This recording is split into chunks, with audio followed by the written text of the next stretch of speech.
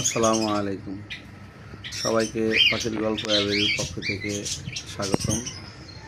এই যে আমার কোকাটেল পাখিগুলো সুন্দর সকালের নাস্তা সেরেছে, মাশাআল্লাহ।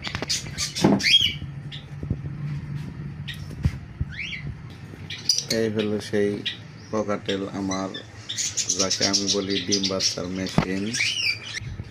ভিতরে বসা আছে, এই যে নিচে বাচ্চা উঠেছে, মাশাআল্লাহ, আলহামদুলিল্লাহ।